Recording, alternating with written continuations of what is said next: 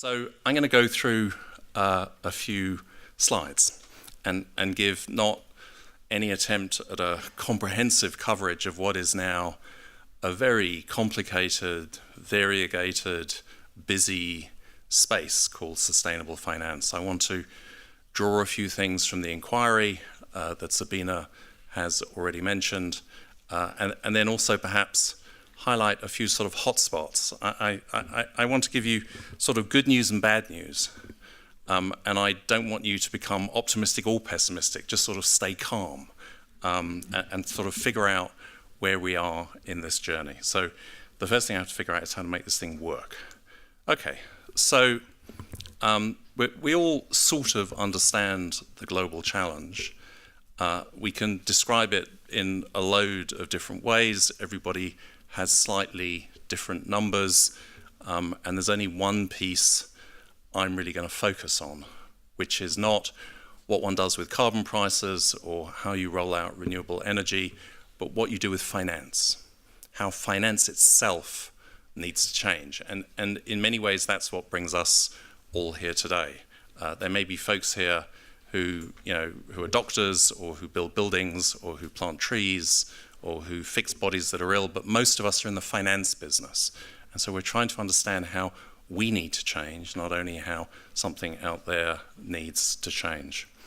And we all know that wherever we think we are in our successful progress of making things happen, we're just at a very early stage and we're in sort of a hurry. So that, if you like, frames the conversation we're having here today and more generally. The inquiry, effectively a commission of inquiry, was set up at the beginning of 2014 under the auspices of the United Nations Environment Programme. And I was, if you like, called back from where I was hanging out at the time, which was working with the People's Bank of China, so the Central Bank of China, on green finance at that point, to help run this 4-year commission of inquiry. And what we were trying to figure out was what really needs to happen, not only downstream in the mobilization of finance, our day-to-day work, but what needs to happen to the rules of the game governing the way financial and capital markets work, the roles of central banks, of financial regulators, of financial policymakers, financial standard setters, credit rating agencies, stock exchanges, and so on. So yes, what market actors do is ultimately what happens, but much of what you do is framed by the architecture within which you operate. And so it was the architecture that we were focused on. And we looked a lot at national level, we looked at a lot of international activities, and as I'll describe, and as you said, we wrote a lot of words, which I won't bore you with, hopefully, too much today. And so I want to just sort of highlight to you the extraordinary change since the beginning of 2014. In February 2014, I made my first trip into Asia after having left China. I visited the central bank of one of the world's leading financial centers. I told them I was here to talk to them about sustainable green finance, and they told me I was in the wrong building, and that the Ministry of Environment was down the road, and I was welcome to stay and have some coffee, but we really didn't have much to talk about. We laugh. That was 5 minutes ago. At that point, there wasn't a single central bank governor in the world that was willing to stand up and go, sustainability is my business. Not one. Today, with the exception of the US, which we can discuss, I'm sure, at some point, there isn't a single senior governor of a central bank anywhere in the world that would have the guts to stand up and say, this isn't my business. This is a very, very short period of time. And it's not just that they're gabbing in a different way. It's that finance ministers and central bank governors, the folks that run significant parts of your lives, define what you can and can't do, have reached a view for varying reasons that this topic, sustainable finance, that they thought was down the road, is actually part of what they need to deal with. We see increasing amounts of work going on at the national level. As you can see, every possible kind of country at every possible stage of development, with many different kinds of financial systems, some deep, some wide, some long, some shallow, a few banks here, an awful lot over there. Lots and lots going on, and increasingly sophisticated activities. Obviously, Switzerland is a case in point, but just one case in point now amongst many. Good news. And just to illustrate the point, we've already heard the introductory comments. The EU has set up now and has delivered on the high-level expert group on sustainable finance. There's a plan, there's a strategy, there's a bunch of stuff to do, and I can tell you 2.5 years ago when we went to see the FSMA DG, so the equivalent of Europe's Minister of Finance, he just laughed us out of the room. You know, again, notice the change. Notice the change. Doesn't mean we've arrived, but it is an extraordinary shift in the way in which a growing number of actors are really thinking about this agenda. And in China, as I said, I was there before I took on the role with the UN. We then took green finance to the G20 in the finance track, so the business of finance ministers and central bank governors. And just before the Hangzhou Leadership Summit, which was sometime in September 2016, so the end of the G20 under the Chinese presidency, the Chinese State Council adopted a set of 35 recommendations covering almost every aspect of China's financial markets. Obviously, quite a top-down approach, not surprising for a Chinese model, but really pushing forward alongside the EU now. You know, I would say these are the two most ambitious plays that are out there. Both are actually profoundly affecting the Swiss financial centre, albeit in quite different ways. I'm not going to tell you you're good and bad, or bad. I'm not going to say that the indexes are right and wrong. All I wanted to say was you're being watched. Yeah, that this is no longer a private conversation about what you fancy or don't fancy. This is now increasingly a discussion that is being measured, where you're being rated as individual institutions, as individual asset managers, and as individual financial centres.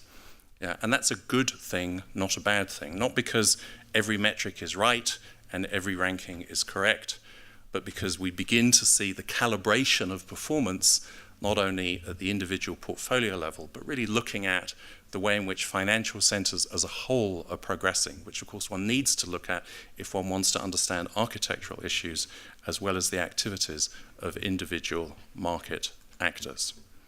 And at the international cooperation level, so that's where the blah blah is.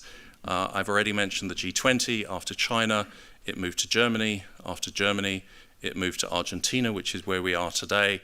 Actually, each cycle of the G20, there has been a huge battle as to whether sustainable finance would survive through to the next presidency. It's a highly contested area for all the obvious reasons, or perhaps for those of you where the reason doesn't seem quite so obvious. It's bringing normative values into the way in which financial markets work. So obviously there's the risk pricing side, which is not normative, but there's also the policy side, which is normative.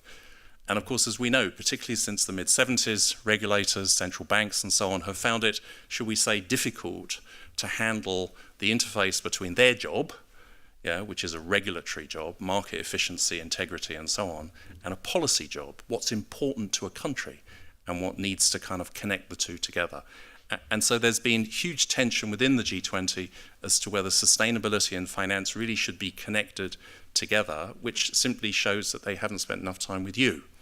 Because I'm sure to you it's completely obvious, but the higher you go in the system, the more obtruse and sometimes politically challenging it becomes. And international cooperation is now filtering across into other, particularly intergovernmental platforms like the G7, the V20, which is the group of finance ministers of the climate most vulnerable countries, mainly poorer developing countries, and also beginning to filter through to collaborative initiatives such as your own, but that are operating across multiple domains. And here we have an example, the Sustainable Insurance Forum. You gave an example earlier, the network of financial centres. There are a growing number of these sort of transversal, cross-cutting clubs trying to figure out rules of the game, even where policymakers and regulators can't figure it out across jurisdictional borders. So lots and lots happening at that international level as well.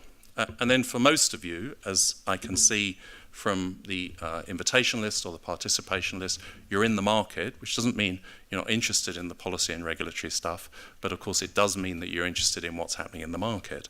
And the market is variegated and different in different places. You'll have been given data, you've seen a bit of data already from Sabina thrown up there. There is progress. There is progress in the way low-hanging fruit like green bond market is developing. There's progress in the way in which disclosure, improved data delivery is running. There's progress in the way in which improved ratings of varying different kinds and risk management and assessment tools. All of these things are moving along quite nicely. And there are a growing number of clubs that are dealing with different pieces of that story. And I'm going to come back to one of them, digital finance, in a second. And so at the beginning of 2014, they chucked us out of the central bank and sent us down the road. By the end of the first phase of the inquiry, the end of 2015, everybody was sort of talking about some sort of quiet revolution, all kinds of things happening in different places, and the dots really not being joined up. And I would say today, as we move through 2018, that revolution is getting a lot noisier in the most positive sense. The sort of weird graph down the bottom, I won't unpack in any detail, but it's a measure of the number of policy and regulatory moves that are being made at a national and regional level across the world in relation to sustainability. It's a little bit apples and pears, so I wouldn't take it as a sort of scientific proof of God, but it gives you an indication of just the acceleration across most financial and capital markets, nationally and regionally, of the growing interests of policymakers and regulators, often working in collaborative formats with different parts of the market. That's you and others. And what we see qualitatively is that whereas 2 or 3 years ago that might have been a bit of a disclosure rule or a bit of an environmental thing poking out of the Central Bank of Brazil, sort of little bits and pieces, today we see more and more of the regulatory and policy moves in that kind of broader roadmap format. So much more integrated approaches to thinking about how sustainable finance can work. I think the European case is a good example. As we all know, large problem with European markets, weak capital markets, not enough drive into new sectors. This isn't just a compliance issue. You don't treat it as an ESG compliance issue.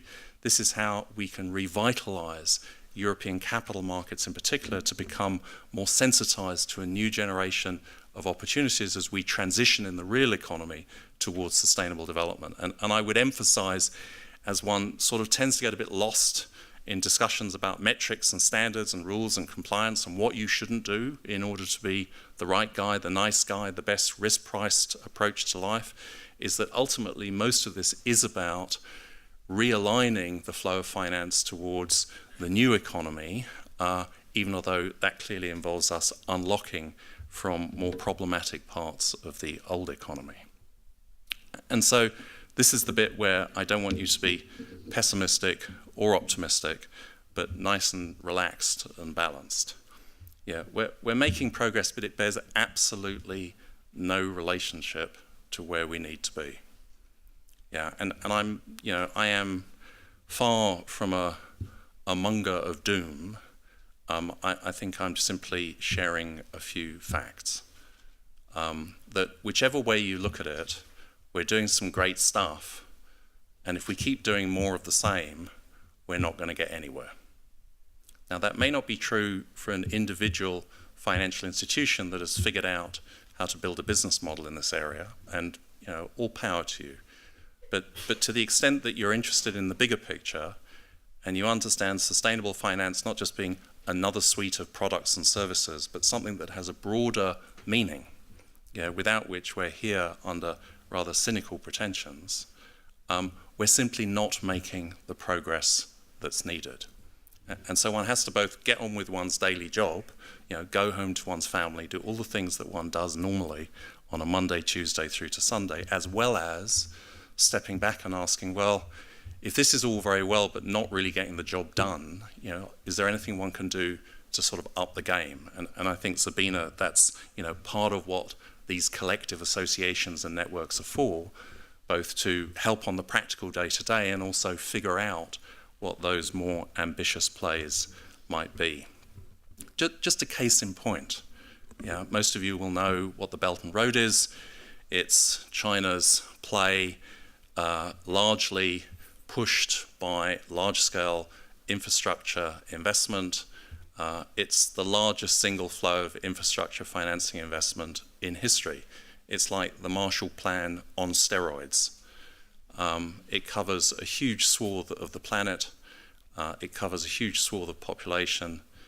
And if our numbers even roughly are right, our predictions, within the next 5 years or so, it will involve another 1 to 2 trillion US dollars in infrastructure financing commitments. If those numbers are even in the right ballpark, so give or take a few $100 billion, which is hard to tell looking forward, then the carbon lock-in to getting that portfolio wrong effectively ends the conversation about whether we stay under 2 degrees. If it goes wrong, it doesn't matter what we do anywhere else. Remember I said don't be depressed, don't be overexcited, just stay with the conversation. But it's true. It is actually a binary example, and we very rarely have binary examples in our world, and this is a case in point. And it's simply to illustrate that unless we act more ambitiously, then our attempts to decarbonize our particular portfolios are to be celebrated, but won't make enough difference. That doesn't mean you have to immediately move to Azerbaijan. It doesn't mean you have to force yourself into President Xi's room and tell him that he's got it all wrong. And it doesn't mean you have to force your way into UBS's room and make sure that they're not part of this problem, although it's not a bad idea. But it does mean that it's worthwhile, at least as a collective, thinking about what some of these larger scale plays need to be. And this would be by no means the only case in point, but certainly one worth looking at. We need to get to scale in sustainable finance much more quickly. I think I've made the point quite clearly. But we can't do that just by playing Lego. We can't do that just by adding more and more blocks of the same things that we've been doing over the past days, weeks, months, or for some of us, years. We need to figure out how to leverage the way the system works in order not just to get more of the same, but something quite different. The Belt and Road is a case in point. If there are ways to intervene in the Belt and Road decision-making around climate, we can make a quantum difference in the way the nexus between finance and climate plays out over the next decade and beyond. If we can encourage ministers of finance and central banks to accelerate the way in which they integrate and ensure that there are no free riders that are driving fossil fuel investment forward, or indeed beyond carbon, the many other problematic forms of investment that are undermining our attempts to address the Sustainable Development Goals. This is the role of those that govern financial institutions, not only the role of individual asset managers or lenders or insurers that we see here today. And actually, if we can leverage financial crises and other moments where the system changes, then we may have the possibility of doing not just more, but enough. And I just wanted to spend 3 or 4 minutes just doing a sort of a shallow dive into one of those that I'm increasingly involved in, which is the area of digitalisation. Now, if you go into, say, the Dutch Central Bank, I'm not quite sure about the Swiss National Bank actually, but if you go into the Dutch Central Bank, you will see something quite typical. On that side of the building, there are a bunch of people working on digital, and on that side of the building, there are a bunch of people working on sustainability. And not only do they not talk to each other, but they don't know that each other exist. Yeah, and I can assure you that that is not a Dutch problem. And I can assure you it's not a central banking problem. It's actually true that we have these 2 huge disruptors. In fact, Piyush Gupta, who's the CEO of DBS, Southeast Asia's largest commercial bank, says, my strategy is at the nexus of sustainability and digital. Sustainability is what's going to frame tomorrow's markets, my markets, and digital is how I'm going to get there. And the question is how you connect the dots between the two at a moment where they're completely separate. Again, there are different numbers that explain the same thing. I hope I don't have to convince you that digitalization of finance changes everything. I mean everything. Yeah, and if I was to predict who's going to be in the room here in 5 years' time, I hope you're all here, of course. It would be lovely to see you again. But my guess is that some of the businesses in the room will have disappeared because of digitalization, and there will be other people in the room here that you've never even imagined before that will be running financial business models that seem completely out of place to what you thought finance was really about. We're at a moment of change, and that's good. It's not a bad thing, maybe a bit scary for some of us, but it means we need to look for opportunities to leverage that change. There's a piece of work we're doing with the OECD and the World Bank, along with the German government. It's looking at the nexus between 4 sets of disruptive changes. Shifts in the technological intensification of infrastructure. You know, think of vertical farming as a case in point. That's what the picture is about. Shifts in the underlying business models. So move towards shared economy, rentalization, closed loop, you know, real changes in the way in which capital is being deployed and business models are being involved.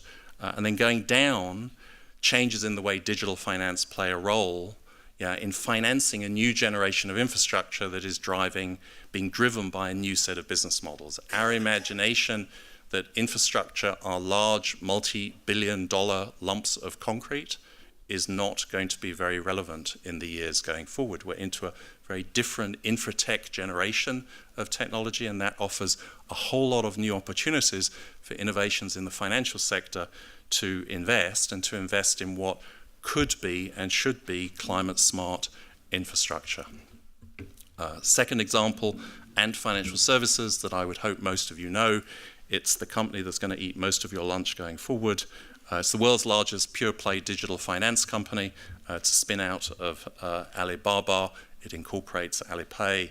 It has 600 million users in China, 550 million users through Paytm in India, and is invested in 50 different payment platforms in 50 different countries. So it's the sort of, it's the alternative financial system emerging as we see it, you know, and I would say that's not an exaggeration. And a year and a half ago, we launched with them an app on their platform. It allows people to sign up. They get a unique carbon profile. They then get their carbon use estimated based on their financial transaction data, so a set of algorithms from financial transactions through to carbon. They then get rewards based on positive carbon behavior. Those rewards feed into a gamification machine for anybody under 30 who believes that identity is formed online, and also feeds a more traditional, for over 30s, tree planting program in Inner Mongolia. So today you see the numbers. Yeah, more or less 300 million people signed up. So the break point for an app in China is 10 million people. 5 minutes, am I okay? So the break point for an app in China is 5 million people. So don't think because there are 1.2 billion people in China, all apps get used by 380 million people, 280 million people. It's nothing like that at all. This was a complete surprise to all of us, most of all to Ant. The result was millions of tons of carbon avoided, and the result was tens of millions of trees being planted in Inner Mongolia. The story is not a Chinese story as we begin to look at how this case can be transferred to other countries. The story is an inversion of our thinking of finance, which it's not about how to finance sustainable development, it's how to use digital finance to shape behavior. So we begin to see how digital finance gets that last mile or that last kilometer in a Swiss context, which is beginning to shape the way in which individuals at scale understand and respond to some, if not all, social and environmental issues. So a really interesting case in point that we're working with. You remember my chart from a little bit earlier, lots of countries doing national roadmaps on sustainable finance, where we begin to see slowly similar clusters of activities emerging at a country level. And indeed here, I hope there's somebody from SIF sitting around here somewhere. We co-hosted with SIF a few weeks ago in Bern, along with yourself, Sabina, and others, a sort of first-ish conversation with some of the folks working on digital finance across Switzerland as to how they saw sustainability opportunities, what kind of intersection with the policy community would help them kind of build that nexus between sustainability and digital finance. And we're doing the same thing, across a growing number of markets and countries. So in a way, like green and sustainable finance 6, 7, 8 years ago, that's sort of early stage raising awareness, and we certainly hope, Sabina, that yourselves, this community, will take this agenda on as they have elsewhere. Similarly, sticking with digital finance, same conversation happening at the international level. So I'm just taking one disruptor out of the list of possible disruptors that I described and going, if we understand that there's a major disruptor like the Belt and Road, or in this case like digital finance, what we have to do is work with the disruptor, figure out how to harness the incredible push that it will make in changing the way in which financial and capital markets behave. This is a different model. It's working with the tsunami. It's riding the wave of changes that are already in place, not sort of fighting the incumbent financial and capital markets that are resistant to change.